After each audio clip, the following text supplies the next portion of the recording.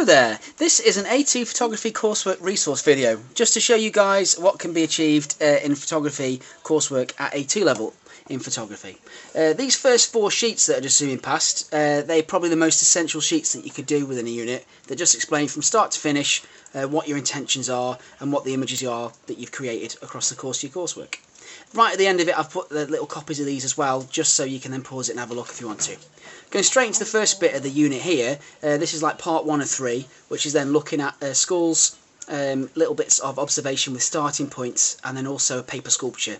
That forms the basis for this unit, and as we're going through these sheets you can see how the paper sculpture is being used in lots of different locations, both darkroom, outside as well, and also then using things with that, like LED lights, different studio lights, just to see what you can get. These images that are on this sheet here are then showing what the next stage is, which is using a contrasting object, which is a skull. So you've got the skull, paper sculpture, both being used together to try and create a bit of contrast with the starting points. Then moving through these sheets here, they're all A2 in size that you can see. They're either arrangements of images showing the best bits, or they're single standalone shots like this one you can see now.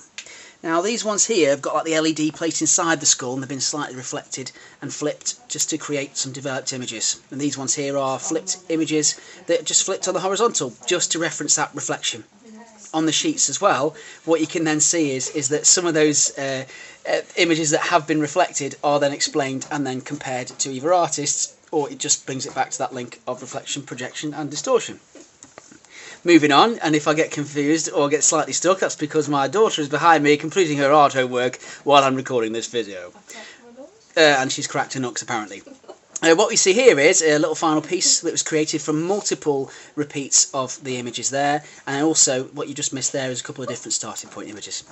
These next few shots are the next part of the unit, looking at portraits, mirrors and projections. This is the second of 3 parts. This is where portraits are used using a model, using different lighting conditions and a wooden sculpture and different mirrored resources, just to see again what starting points can be achieved. This has got quite a big focus on the technical settings on the camera. I really wanted people to push themselves and their technical knowledge just to see how good they could get with the starting points, all of which were then developed in different ways, like the artists which were on the research sheet. These 2 sheets here are from Pitt Rivers. This is from like a little trip where we went out. Very important to do location work. If you can do, just shows what you're capable of, not just stuck in school and telling you what your teachers are telling you what to do. Next couple of short shots here. Oh bloody hell, let's pause it there. These sheets here show different developments where all of the different starting points from across both part 1 and part 2 of the unit have been used together. Whether it's using Photoshop to develop layers, or whether it's using the traditional starting points layered with other images. Again, reflection's really prevalent throughout the unit, and it's really clear to see that link back to the original artists, all of which is explained in the little annotations and text on the sheet. These next few shots here are sheets which don't have any writing on. They're just standalone sheets that just show off the best developed images. And these ones here, this one and also the next shot here, are this person's final pieces for that unit based on each of the different starting points. Now moving on to part 3 of 3. This is the last part. It's quite a big part to the unit, and this is the best bit for me, where she finally personalises what she's really interested in and starts to develop the paper sculpture, looking at Red American Indians and also Christopher Relander. Totally different artist, found them herself, developed all the images using that Indian headwear just to see what could then be made. She's then used little techniques that she's used throughout the rest of her unit, which includes looking at Harry Bartlett, new artists, to distort the image and create the shots that you can see now.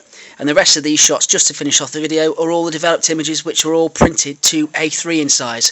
The rest of the sheets are A2, the rest of the prints are A3, depending on where she could get the prints from.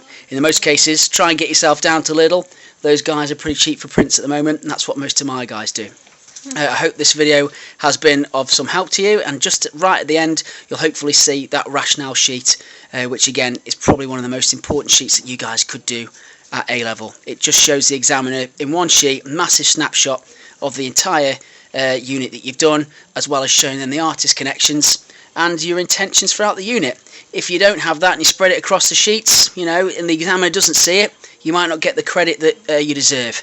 If you stick all of those things on a couple of sheets there, make it dead obvious for the examiner, that will really help you to get the marks. So I'll put that right at the end of the video so you can see that And if you've got any questions, just email me. Here it is now. Just have a quick look and maybe pause the video if you want to have a little read of the writing. It just clearly shows in a really concise way what that person has done. Okay, cheers guys. Toodle magoodle.